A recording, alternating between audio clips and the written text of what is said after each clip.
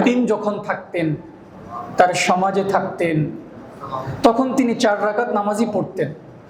কিন্তু মুসাফির হওয়ার কারণে তার কষ্ট ক্লেশকে লাঘব করার জন্য আল্লাহ তাআলার বিধান দিয়েছেন যে কসরের নামাজ পড়া। এই যে সে কসরের নামাজ পড়ছে 2 রাকাত, সুন্নত পড়ছে না, আগে পড়ে, তাহলেও কি সে মুকিমের মতো সওয়াব পাবে? নবীজি বললেন, কুতিবা লাহু মিসলু মা কানা ইয়ামালু মুকিমান সহিহ। সে মুকিম অবস্থায় যেভাবে আমল করলে সওয়াব পেত, সে মুসাফির হওয়ার কারণে 2 রাকাতই নামাজ পড়ছে, আল্লাহ তাআলা তার আমল নামায় পূর্ণ নামাজের সওয়াব দিয়ে দিচ্ছে। সুবহানাল্লাহ।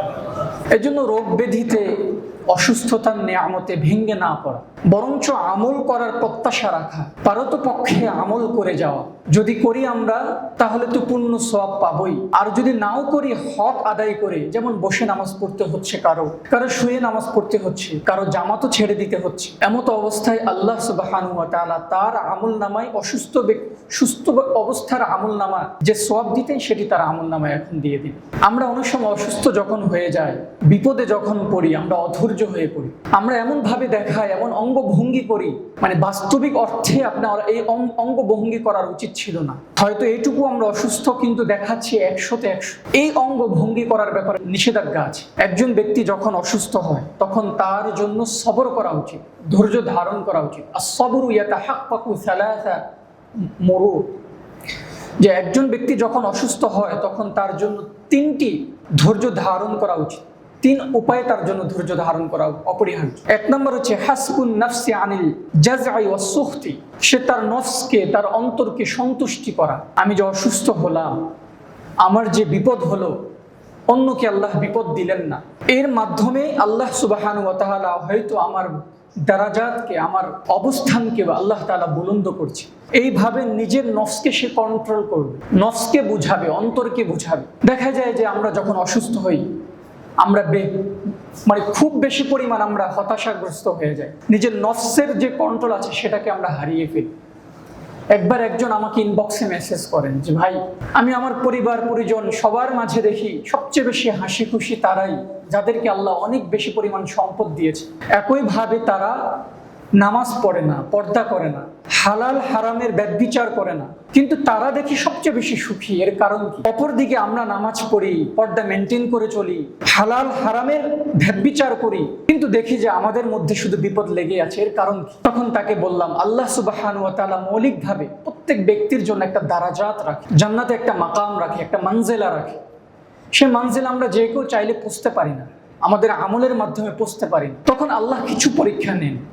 আম্বিয়ায়ে কেরামদের থেকে নিয়েছেন, সাহাবায়ে কেরামদের থেকে নিয়েছেন, অলি বুজুর্গ আলেমদের থেকে নিয়েছেন, আপনার থেকেও নিচ্ছেন, ওই দারাজাতে, ওই মানজিলায় আপনাকে পৌঁছানোর জন্য, যে মানজিলায় ওই ব্যক্তিরা পৌঁছবে না। তারা তাদের সুখ, তাদের অর্জন সবকিছুই তারা দুনিয়াতেই করে নেবে, আখিরাতে তাদের জন্য থাকবে শুধু একটা গোল্লা, জিরো, আর কিছুই না। কিন্তু আল্লাহ তাআলা আপনার একটা মানজিলা রেখেছে। এই জন্য আল্লাহ সুবহানাহু ওয়া তাআলা কখনো অসুস্থতা দিয়ে, কখনো বিবিকে অসুস্থতা করে, কখনো আপনার পরিবারকে বিপদে ফেলে দিয়ে আল্লাহ আপনাকে ওই মানজিলায় পৌঁছায়। এই জন্য নিজের নফসকে কন্ট্রোল করা, যে অমুকে তো সুস্থ আছে, ভালো আছে, বিপদমুক্ত আছে, আমি কেন নেই? মৌলিকভাবে আপনিও বিপদমুক্ত থাকতেন যদি আল্লাহ তাআলা আসমানে, আখিরাতে আপনাকে ওই মানজিলায় না পৌঁছান। আপনি কি চান ওই মানজিলায় পৌঁছবেন না? তখন তিনি চুপ হয়ে যান। তাহলে 1 নম্বর অন্তরের কন্ট্রোল আনা, সবর করা, যে আমি অসুস্থ, আমি বিপদগ্রস্ত, আমি হতাশাগ্রস্ত, আমি ডিপ্রেশনে আছি, এমত অবস্থা অন্তরে কন্ট্রোল আনা, আল্লাহ তাআলার প্রতি ইয়াকিন আনা। আল্লাহ সুবহানাহু ওয়া তাআলা বলেছেন, ওয়ালানাবলুওয়ান্নাকুম বিশাইইম মিনাল খাউফ ওয়াল জু' ওয়া নাকসিম মিনাল আমওয়াল ওয়াস সামারাত। কখনো কখনো আমি তোমাদেরকে ক্ষুধার্ত দিয়ে আমি তোমাদেরকে পরীক্ষা করব, কখনো ভয় দিয়ে তোমাদেরকে পরীক্ষা করব, কখনো তোমাদের মাল সম্পদের মধ্যে নোকসান ঘটিয়ে আমি পরীক্ষা করব। পরীক্ষা করার পর আমি দেখব ধৈর্য ধারণকারী কারা, সবরকারী কারা। দেখার পর আমি শুধু তাদেরকে আমি ডাক দিয়ে বলবো, আবাশশিরিস সাবিরিন, তোমরা যারা ধৈর্য ধারণ করেছো, এবার তোমরা জান্নাতের সুসংবাদ গ্রহণ করো, তোমরা পুরস্কারের সুসংবাদ গ্রহণ করো। এই জন্য অন্তরকে কন্ট্রোল করা 1 নম্বর। 2 নম্বর হচ্ছে হাসবুল লিসান আনিশ শাকওয়ি লিল খালক, মানুষের কাছে শিকায়াত করা, আমি অসুস্থ, আল্লাহ শুধু আমাকেই বিপদ দেয়, আল্লাহ শুধু আমার ঘরের মধ্যেই বিপদ দিয়ে রাখেন, এই যে মানুষের কাছে শিকায়াত করা, অভিযোগ করা, এটা করা যাবে না, এটা সবর করতে হবে। দ্বিতীয় সবর, শিকায়াত থেকে নিজেকে মুক্ত রাখা, নিজের লিসানকে, নিজের জিহ্বাকে মুক্ত রাখা, সংযত রাখা, শিকায়াত না করা, আল্লাহ তাআলার মোকাবেলায় আল্লাহ তাআলার বিরুদ্ধে শিকায়াত না করা এবং অসুস্থতার শিকায়াত না করা। 3 নম্বর হচ্ছে হাসবুল জাওয়ারিহ আন ফি'লিন মা ইউনাফি লিস-সবর। এমন অঙ্গভঙ্গি করছি মনে হয় যে অসুস্থতা শুধু আমারই, আর কারো অসুস্থতা হয়নি। শুধু জ্বর আমারই, আর কারো জ্বর হয়নি। শুধু বিছি আছড়া হয়েছে শুধু আমারই, আর কারো হয়নি। বিপদ শুধু আমার পরিবারে হয়েছে, আর কারো হয়নি। এমন অঙ্গভঙ্গি, এমন হতাশাগ্রস্ত হয়ে যাওয়া, এমন হায়ুতাস করা, সবর পরিপন্থী কাজগুলো করা, এগুলো না করা। তাহলে 1 নম্বর হচ্ছে নফসকে কন্ট্রোল করা, 2 নম্বর হচ্ছে মানুষের কাছে শিকায়াত না করা, 3 নম্বর হচ্ছে এমন অস্থিরতা প্রকাশ না করা যা দেখলে মানুষ ভাববে যে আপনি আসলেই বাড়াবাড়ি করছেন। এই 3টা বিষয় সবর করা। একজন ব্যক্তি অসুস্থ হলে, বিপদগ্রস্ত হলে এই সবরগুলো তার মধ্যে থাকা চাই। কারণ বিপদ যিনি দেন, বিপদ থেকে উত্তোলন তিনিই ঘটান। শুধু বিপদ দিয়ে আপনাকে একটু পরীক্ষা করেন। এই জন্য আল্লাহ সুবহানাহু ওয়া তাআলা যে কোনো বিপদ, যে কোনো অসুস্থতার গ্লানিতে আমাদের সবাইকে সবরে জামিল ইখতিয়ার করার তৌফিক দান করুন। কখনোই সন্তানকে তার বাবাকে তার উপস্থিতিতে নিয়ে যাওয়ার মাধ্যমে বিপদ দেন। এই যে কিছুদিন আগে আমাদের তরতাজা দুটি প্রাণ, 2জন ভাই, 2জন বালক, বয়স বেশি হয়নি, 22, 23, 24 বছর, তাদের বৃদ্ধ বাবা আমাদের সামনেই তাদের ছেড়ে চলে গিয়েছে। তাদেরকে আল্লাহ সুবহানাহু ওয়া তাআলা পরীক্ষা দিয়েছেন অল্প বয়সে। একইভাবে কখনো পিতার সামনে তার সন্তানকে নিয়ে গিয়েছে। আমাদের মসজিদের একজন কমিটির নাতিকে আল্লাহ সুবহানাহু ওয়া তাআলা নিয়ে গিয়েছে, হয়তো তার বাবার সামনে নিয়ে গিয়েছে। এই যে বাবাকে আল্লাহ সুবহানাহু ওয়া তাআলা পরীক্ষা দিয়ে বুঝাচ্ছেন, আমি যে তোমাকে বিপদ দিলাম, কতটুকু তুমি সবর করো। ওই যে কিয়ামতের ময়দানে তোমার একটা মানজিলা রেখেছি, একটা দারাজাত রেখেছি, জান্নাতের একটা মাকাম রেখেছি, তুমি আমল করে কখনোই ওই মাকামে পৌঁছতে পারবে না, ওইটুকু আমল করার সুযোগও তুমি পাবে না।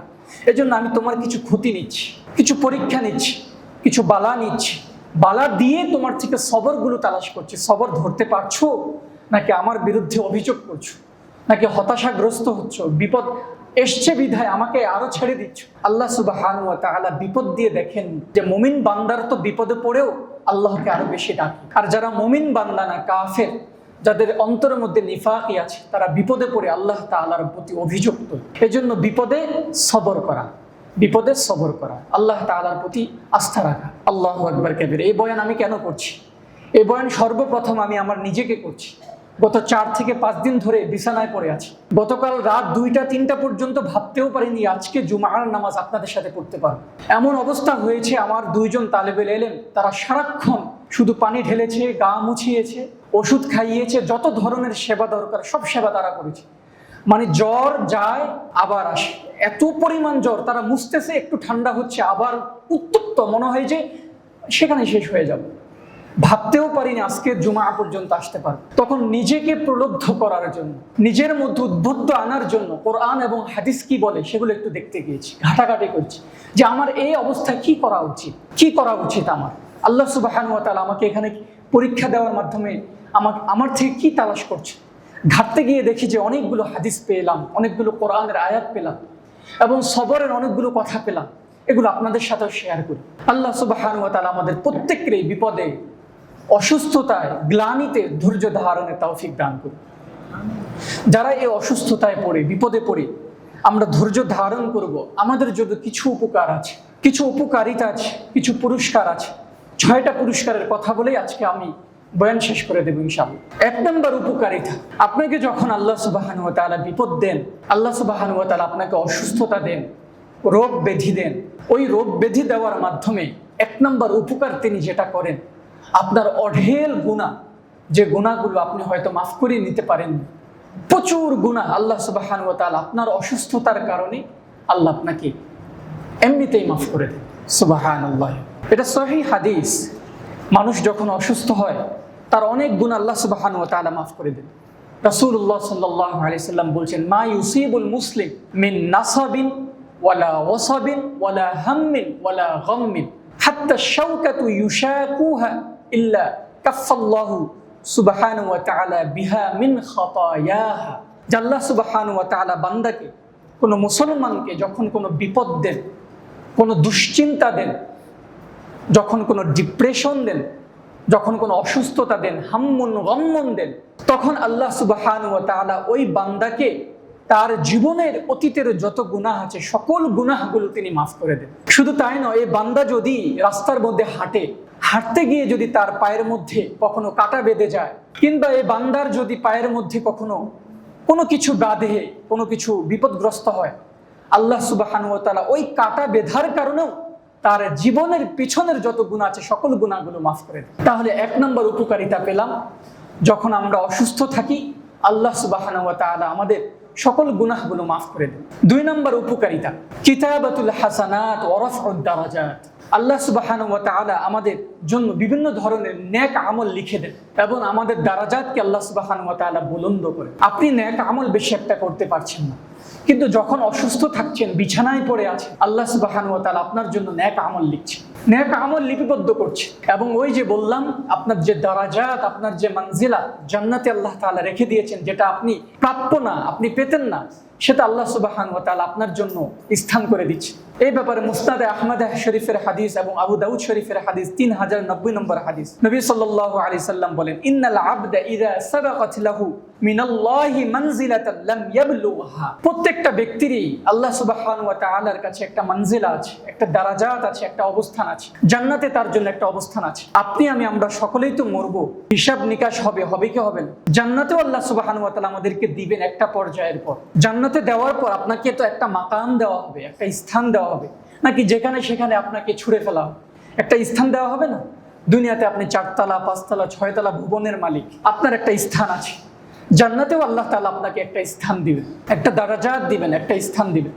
সেই দারাজাতে আপনাকে উন্নীত করার জন্য দুনিয়াতে আল্লাহ তাআলা পরীক্ষা দিচ্ছেন। নবীজি বলেন যে বান্দার প্রত্যেকটা ব্যক্তির একটা স্থান আছে জান্নাতে, ইদা সাবাকাত লাহু মিনাল্লাহি মানজিলা লাম ইয়াবলুহা। সে তার ওই স্থানে পৌঁছতে পারে না, পৌঁছাস তার জন্য সম্ভব না, বিআমালিহি, তার আমলের মাধ্যমে।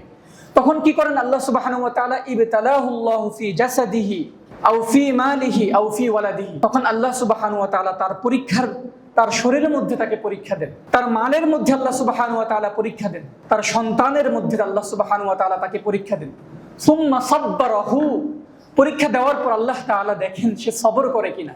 সে তার শরীরে যে পরীক্ষা দিয়েছেন, অসুস্থতা দিয়েছেন, সে অসুস্থতার মধ্যে সবর করে কিনা। তার মালের মধ্যে নোকসান ঘটিয়েছেন, নোকসানের মধ্যে সে সবর করে কিনা।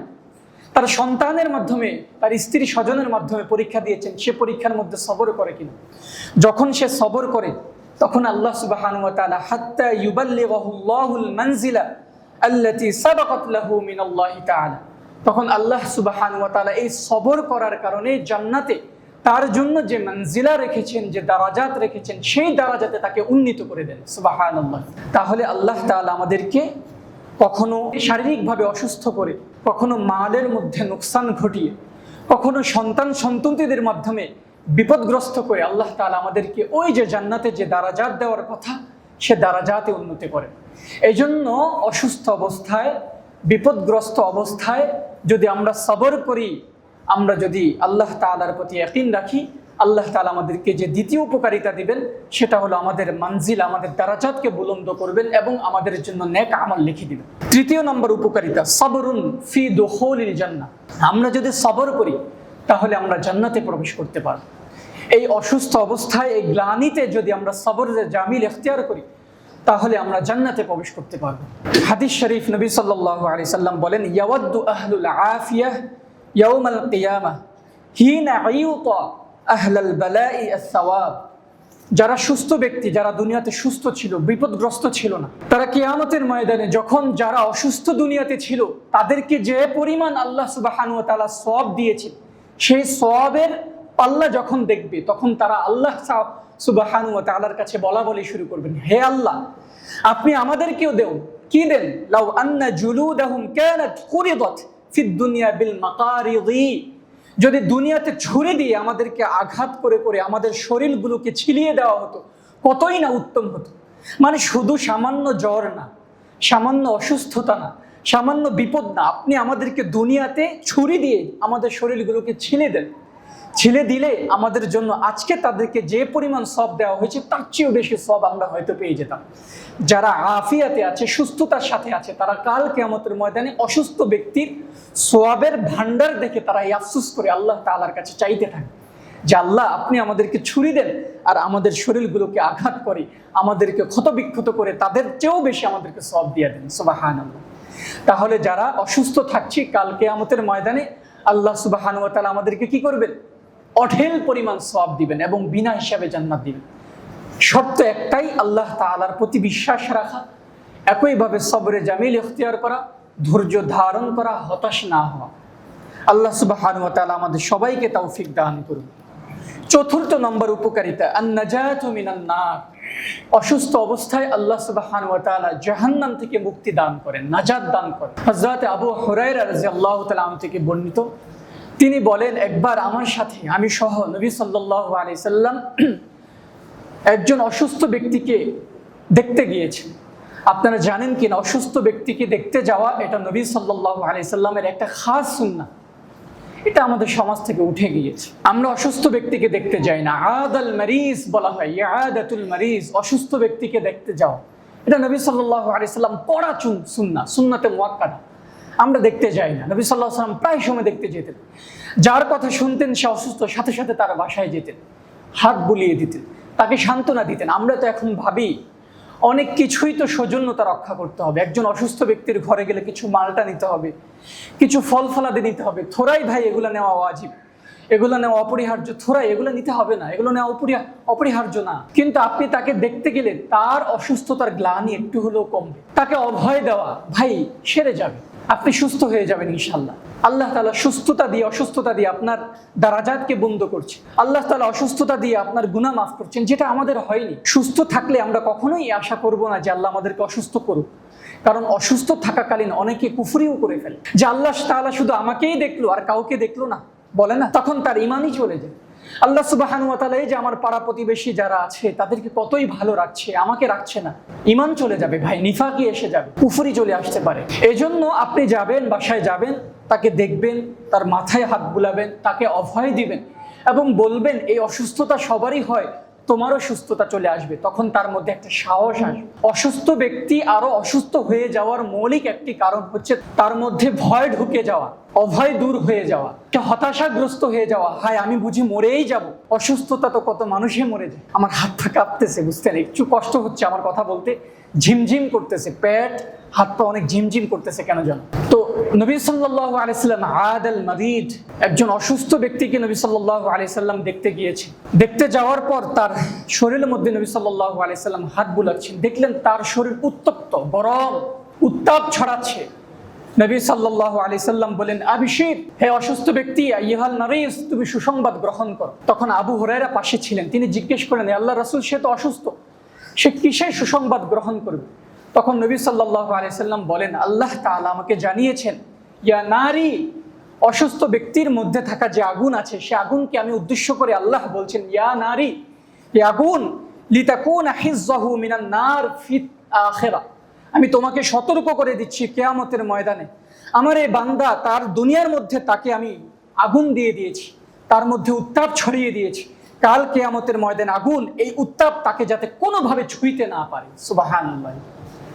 এই জন্য নবী সাল্লাল্লাহু আলাইহি সাল্লাম অসুস্থ ব্যক্তিকে ধরে বলছেন, আবিষেক, এই যে গ্লানি মুছে দিচ্ছেন, তাকে অভয় দিচ্ছেন, তুমি সুসংবাদ গ্রহণ করো। তোমার শরীর যতটা উত্তাপ ছড়াচ্ছে, ততটা উত্তাপ আগুন কিয়ামতের ময়দানে তোমার থেকে সরিয়ে নেওয়া হবে। তোমাকে জাহান্নাম থেকে মুক্তি দেওয়া হবে, আগুন থেকে মুক্তি দেওয়া হবে।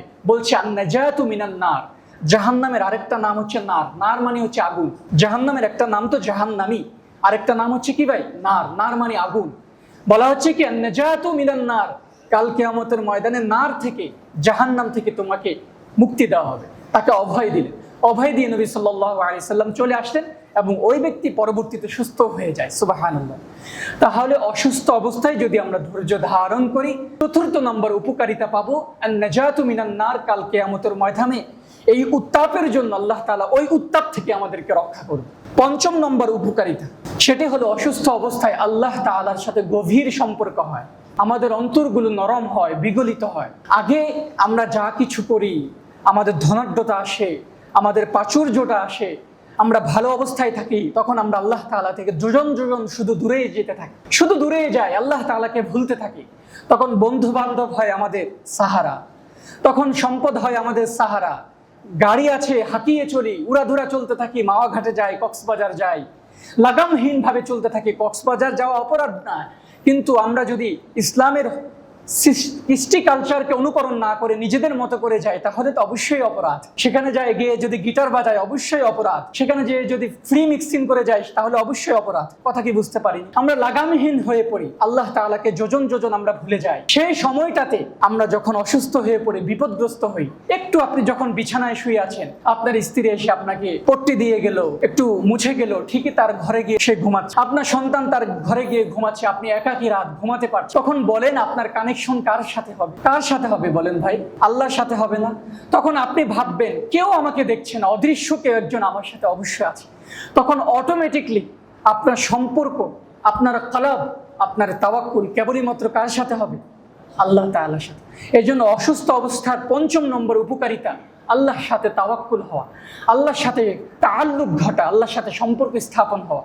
আবু যর গিফারি রাদিয়াল্লাহু তাআলা আনহু প্রায় সময় নবী সাল্লাল্লাহু আলাইহি সাল্লামের দরবারে পড়ে থাকেন। একবার তিনি আল্লাহ রাসূল সাল্লাল্লাহু আলাইহি সাল্লামের দরবারে পড়ে আছেন, হেলান দিয়ে বসে আছেন। নবীজি বলেন, হে আবু যর গিফারি, তোমার কাছে কোন 3 জিনিস তোমার কাছে সবচেয়ে শ্রেষ্ঠ, তোমার কাছে ভালো লাগে, আনন্দ লাগে, তুমি প্রত্যাশা করো, চাও? আমারও তো 3টা ভালো লাগার জিনিস আছে। আবু বকরের আছে, ওসমানের আছে, ওমরের আছে, স্বয়ং আল্লাহ সুবহানাহু ওয়া তাআলারও 3টি পছন্দের জিনিস আছে, জিবরিল আলাইহিস সালাতু ওয়াস সালামেরও 3টি পছন্দের জিনিস আছে। আবু যর গিফারি, তোমার পছন্দের কোন 3টা জিনিস আছে, সে 3টা জিনিস আমাকে জানাও। তখন আবু যর গিফারি বললেন, আল্লাহ রাসূল সাল্লাল্লাহু আলাইহি সাল্লাম, আমারও 3টি পছন্দের জিনিস আছে। 1 নম্বর হচ্ছে আল মারাজ, অসুস্থতা। নবী সাল্লাল্লাহু আলাইহি সাল্লাম চোখ ছানা বড়া হয়ে গেল, কারো পছন্দের জিনিসকে অসুস্থতা হতে পারে? এরপর তিনি বলতেছেন আল ফাকর, 2 নম্বর হচ্ছে দারিদ্রতা। নবী সাল্লাল্লাহু আলাইহি সাল্লাম আবারও চোখ ছানা বড়া হয়ে গেছে।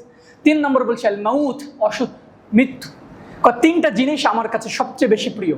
1 নম্বর হচ্ছে অসুস্থতা, 2 নম্বর হচ্ছে দারিদ্রতা, 3 নম্বর হচ্ছে আল মাউত, মৃত্যু। তখন নবী সাল্লাল্লাহু আলাইহি সাল্লাম তাকে বলেন, এই 3টা জিনিসই কেন তোমার পছন্দনীয়? এই 3টা জিনিসও তো বিপদগ্রস্ত, এই 3টা জিনিসও তো আমরা যদি চক্ষু দিয়ে দেখি, এই চরমশ চক্ষু দিয়ে, তখন দেখি স্বাভাবিকভাবে 3টা জিনিস আমাদেরকে গায়েল করার মতো। তখন আবু যর গিফারি রাদিয়াল্লাহু তাআলা আনহু উত্তর দিচ্ছেন, আল মারাদু আহাব্বু ইলাইয়া মিনাস সিহা লিয়াকুনা ইউফাক্কিরু খাতাই ওয়া ইরফাকু কলবি। যে হে, অসুস্থতা এই জন্য আমার কাছে বেশি প্রিয় সুস্থতার থেকে, কারণ অসুস্থ অবস্থায় আল্লাহ সুবহানাহু ওয়া তাআলা আমার অসংখ্য অগণিত গুনাহগুলোকে মাফ করে দেন, এবং এই অসুস্থ অবস্থায় আমার অন্তর শুধুই মাত্র কেবলই মাত্র আল্লাহ তাআলার সাথে তাআল্লুক হয়ে যায়। এই অসুস্থ অবস্থায় আমার অন্তর শুধু আল্লাহ তাআলার সাথে সম্পৃক্ত হয়ে যায়, আমার অন্তর নরম হয়ে যায়, শীতল হয়ে যায় এবং আল্লাহ তাআলার সাথে ঝুঁকি। এই জন্য আমার কাছে অসুস্থতাই সবচেয়ে বেশি প্রিয়। যখন অসুস্থতা কেটে যায়, তখন আমার অন্তর একটু একটু রড় হতে থাকে, কঠিন হতে থাকে, যোজন যোজন আল্লাহ তাআলার থেকে দূর হতে থাকে।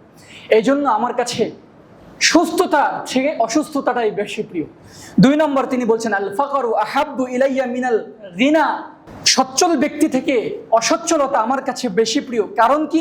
লিআন্না আহলাল হিসাবি ইয়াউমাল কিয়ামা, কিয়ামতের ময়দানে আমি পায়ের উপর পায়ে দিয়ে বসে থাকব, কিন্তু যারা সচ্ছল ব্যক্তি আছে, ধনী ব্যক্তি আছে আমার সামনে, তাদের প্রত্যেকটা ব্যক্তিকে আল্লাহ তাআলা কাঠগড়া দাঁড় করিয়ে এক একটা টাকার হিসাব নিয়ে নিয়ে তারপরে তাদেরকে ছাড়বেন। এই জন্য তো আমার কোনো দারিদ্রতা যদি আমার থাকে, আমার কোনো সম্পত্তি নাই, আমার হিসাবও নাই, এই জন্য আমি দারিদ্রতাকে পছন্দ করি। নবী সাল্লাল্লাহু আলাইহি সাল্লাম, বাহ কি বাত হে, তুমি কি সুন্দর উত্তর দিচ্ছ। 3 নম্বর নবী সাল্লাল্লাহু আলাইহি সাল্লাম তাকে বলছেন, মউত তোমার কাছে বেশি কেন প্রিয়?